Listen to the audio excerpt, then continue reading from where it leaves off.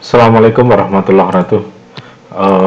Berikut akan disampaikan makalah langkah-langkah membuat tinjauan pustaka untuk memenuhi tugas mata kuliah metodologi pendidikan yang diampu Bapak dosen Dr. Ngasbun Egar SPD MPD. Kami dari kelompok 4, saya Eko Puji Susanto bersama Bu Lis Winarti.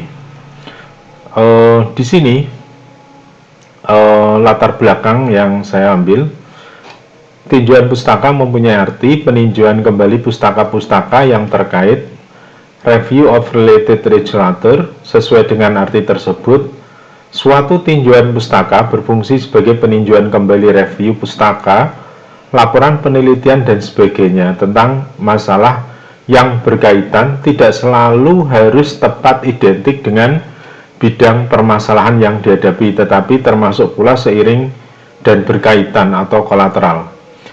Menulis tinjauan pustaka bukanlah proses meringkas setiap artikel yang telah ditinjau oleh seorang penulis karya ilmiah.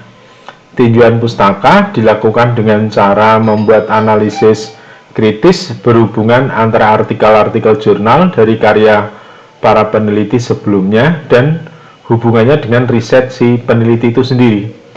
Tinjauan pustaka dapat ditulis secara terpisah atau menjadi satu artikel tersendiri, atau dapat juga digunakan untuk menjadi kerangka teoritis atau rasional pada suatu penelitian. Tinjauan pustaka merupakan bagian dari proposal penelitian dan seringkali menjadi sebuah bab tersendiri dalam tesis atau disertasi.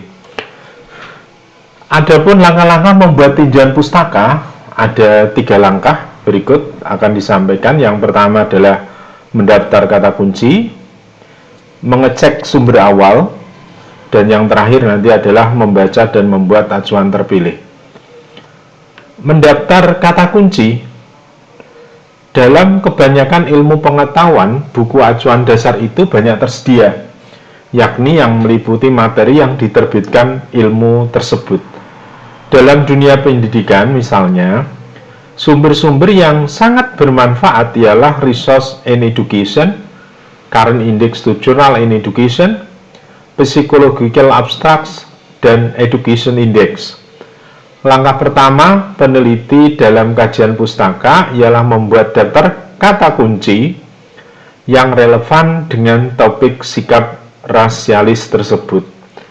Daftar kata kunci peneliti itu mungkin sebagai berikut: sikap, perubahan sikap, prasangka rasialis, segregasi, hak sipil, dan tenggang rasa. Daftar kata kunci awal itu mungkin belum lengkap dan akan berubah apabila peneliti terus melacak kata-kata kunci dari berbagai indeks buku atau laporan peneliti. Yang kedua, mengecek sumber awal.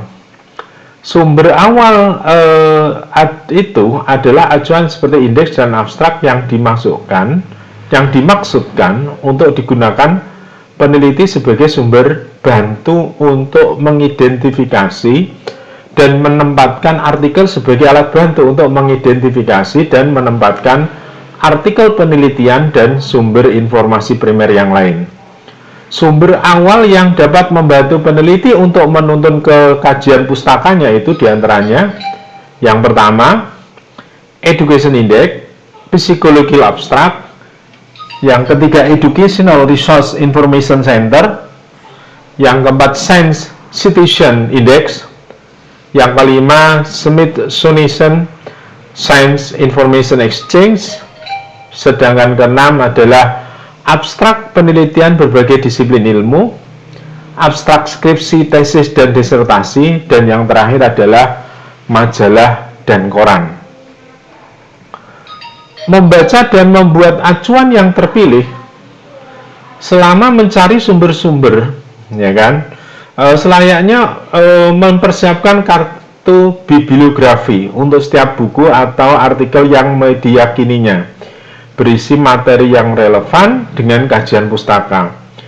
Meskipun informasi yang termasuk dalam bibliografi untuk kutipan yang ada selalu tentang hal yang sama, dan itu dapat direkam dalam format yang berbeda-beda. Sebelum mulai dengan kajian pustakanya, peneliti sebaiknya mengecek aturan yang digunakan untuk menuliskan buku pustaka.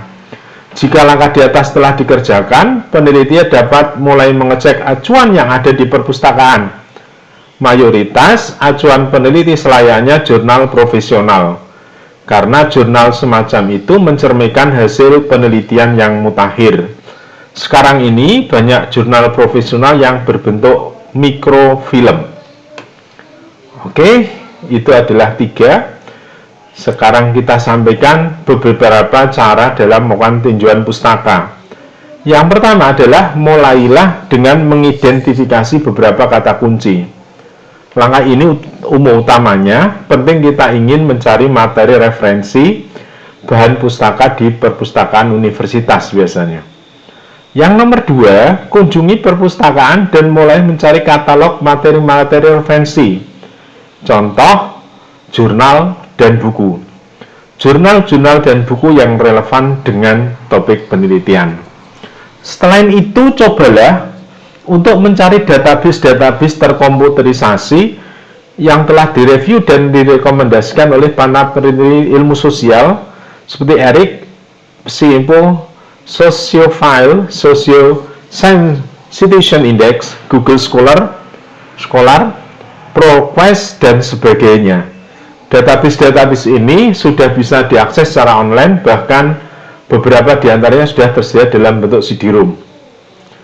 Yang ketiga, dari beberapa cara melakukan tinjauan pustaka, yang ketiga adalah cobalah menemukan sedikitnya 50 laporan penelitian, seperti artikel atau buku yang berhubungan dengan topik penelitian Anda.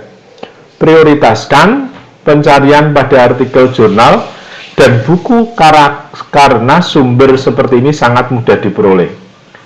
Yang keempat, bacalah sepintas sekumpulan artikel atau bab dalam buku, lalu salinlah, gandakanlah bab-bab atau artikel-artikel yang memang relevan dengan topik Anda.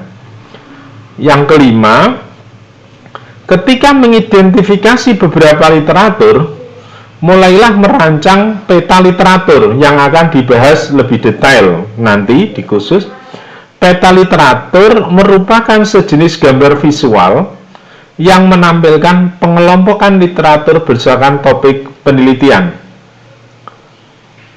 Oke. Beberapa cara dalam melakukan yang keenam adalah setelah membuat peta literatur, buatlah ringkasan yang paling relevan. Masukkanlah referensi relevan dalam tinjauan pustaka dengan menggunakan penulisan yang sesuai, seperti petunjuk American Psychological Association atau APA, agar mempunyai referensi yang lengkap untuk digunakan di akhir proposal penelitian. Yang ketujuh, setelah membuat ringkasan dari beberapa literatur yang diperoleh, kemudian membuat tinjauan pustaka dengan penyusunnya secara sistematis atau berdasarkan konsep-konsep yang penting. Di akhir tinjauan pustaka, utarakanlah pandangan umum tentang tema keseluruhan yang diperoleh dari literatur-literatur yang ada. Kemudian jelaskan mengenai penelitian tersebut benar-benar memiliki kebaruan tersendiri dibandingkan literatur-literatur yang sudah ada.